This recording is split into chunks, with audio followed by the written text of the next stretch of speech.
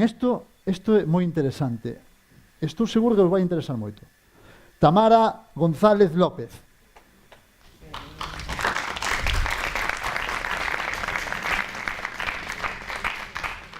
Moi boas.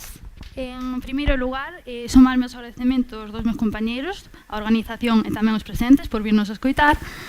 E en segundo lugar, do que vou falar. Eu vou falar da innovación na antroponimia, os impactos e as vías de introducción dos novos nomes no século XVIII e no século XIX, no sur da diócese de Lugo. Por tanto, para estudar isto, primeiro temos que ir ao século XVII, coñecer cal é o punto de partida. No século XVII, os nomes máis habituais eran entre as mulleres Catalina e María, pero despois tamén outros como Dominga, Antonia, Francisca, etc. Entre os varóns, pois Pedro, Antonio, Francisco, nomes que nos resultan habituais para todos nós, incluso agora. En definitiva, era un repertorio cheo de...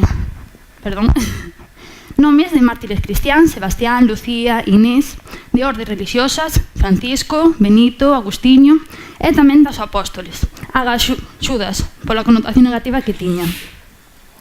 Ben, cando se poñían os nomes? No bautismo. No bautismo recibíase un nome que era inamovible durante toda a vida, únicamente algúns casos que se cambiaban da confirmación, pero excepcións. No bautismo o nome podía facer referencia á familia carnal, pais ou avós, ou á familia espiritual, padriños ou madriñas. Ou despois tamén podía facer referencias a aspectos religiosos, como podía ser o santo do día de nacemento ou de bautismo, o santo patrón titular da parroquia ou de algunha ermida próxima, ou incluso o propio cura. Ben, pois agora chegamos á parte máis central da cuestión. Que vías foron as principais de introducción de novos nomes? En primeiro lugar, os expósitos. Os nenos abandonados, como non había ninguén que protestase nin decidise o nome, pois os curas aproveitaron para poñer nomes de santos cuxo culto querían favorecer e expandir. O problema, eran expósitos, tiñan unha connotacións negativas, por lo tanto non foi unha vía exitosa de difusión de novos nomes. Outra opción, padriños ou pais foráneos, que aquí non existise a tradición dun nome non significa que noutras áreas non existise. Por exemplo, o nome de Concepción xa está datado en Sevilla en 1600, pero a Galicia non vai chegar hasta o século XVIII. Outra vía é o propio santoral, que coincidise, o sea, canonízase un santo e que coincida o día de nacemento ou de bautismo co santoral dese día. Pero as vías principais van ser as propias élites e o impulso do clero. É dicir, as élites van a impoñer aos seus fillos novos nomes, por qué? Por dúas razóns. En primeiro lugar,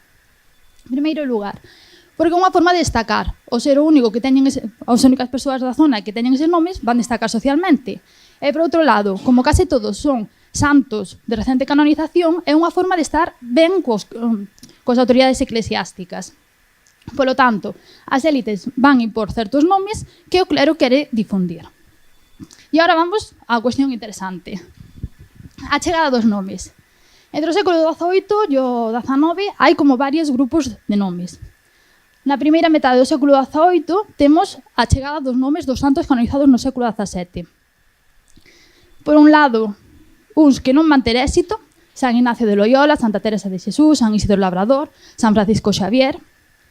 E no caso de Santa Teresa e San Francisco, realmente facemos referencia ao de Xesús e ao Xavier, porque eran nomes que, o sea, Teresa e Francisco eran nomes que existían con anterioridade. Estes santos non tiñan referencia ninguna para a poboación, polo tanto, non foron ben aceptados. Consecuencia, a xente non puso os seus nomes. Pola contra, San Ramón Nonato, Santa Rosa de Lima e San Caetano de Cien si tiñan unha práctica, unha utilidade para a poboación. Polo tanto, si van ser postos con moita frecuencia. San Ramón Nonato é o protector dos partos. En consecuencia, aínda na actualidade un dos nomes máis frecuentes na diócese de Lugo. Tras estes santos, a cabalo do século XVIII e XIX, chegan a primeira fase das advocacións marianas. Concretamente, Concepción, Dores e Carmen. Estes nomes, desde a súa chegada, van incluírse entre os 10 máis habituais. Por qué? Porque é un momento de auxe do culto da Virxe María. A seguinte grupo de nomes son os santos catacombais. Destacan Santa Filomena, que ten éxito en toda Galicia, San Pejerto, que principalmente é no sur da diócese de Lugo, Santa Minia e San Campio. Estes non tanto. San Pejerto vai ter éxito porque é o santo militar, é o protector da xente que iba a facer o servizo militar. De aí que que tivese ese impacto. O seguinte grupo, o que poderíamos denominar segunda fase das vocacións marianas. Nieves, Consuelo, Anunciación, etc. Como a primeira fase tuvera tanto éxito, estes nomes non van ter tanto impacto. Sin embargo, aínda van ser asinados con frecuencia. Finalmente, nunha terceira fase, chegan outros nomes das vocacións marianas, Mercedes, Paz, Remedios, Caridad, Agustina, pero se os da segunda fase non tuveran moito éxito, os da terceira aínda menos. Por que? Porque neste último tramo do século XIX produce unha total ruptura cos nomes e incorporanse dende fontes totalmente múltiples. En primeiro lugar, esa migración da que falaba o compañeiro. A través da migración a América, xa sea polos retornados ou a través das epístolas privadas, chegan nomes procedentes do italiano principalmente, do francés, do alemán, do inglés, hasta do sueco e do búlgaro.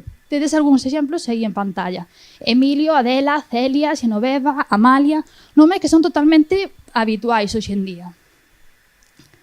O segundo grupo, no marco do Rexurdimento, hai unha recuperación dos nomes do pasado grego, do pasado romano, do pasado xermánico, celta e incluso medieval.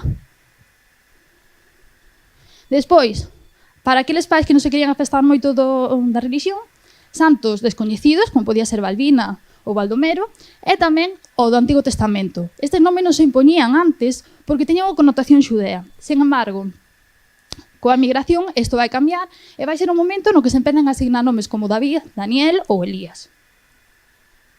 Despois, os nomes procedentes de adxetivos. Amador, Plácida, Generosa. Polo orden de nacemento, Delfín, Secundino, Segunda, Benxamín. Do mundo natural, isto é procedencia de Francia, porque na Revolución Francesa sacouse os nomes de orixe religioso e puxéronse nomes procedentes do mundo natural, polo tanto, é o momento no que chega Hortensia, Flora, etc. Agas Margarida, que era un nome antigo. E, por último, hai unha creación de nomes añadindo ino ou ina os nomes xa existentes. Por exemplo, de Justa, Justina, Bernardo, Bernardino, Paula, Paulina. Polo tanto, como vedes, hai grandes grupos de nomes que na actualidade parecen totalmente tradicionais e, sen embargo, non teñen máis que 2 ou 3 séculos de vida na nosa tradición. E moitas grazas.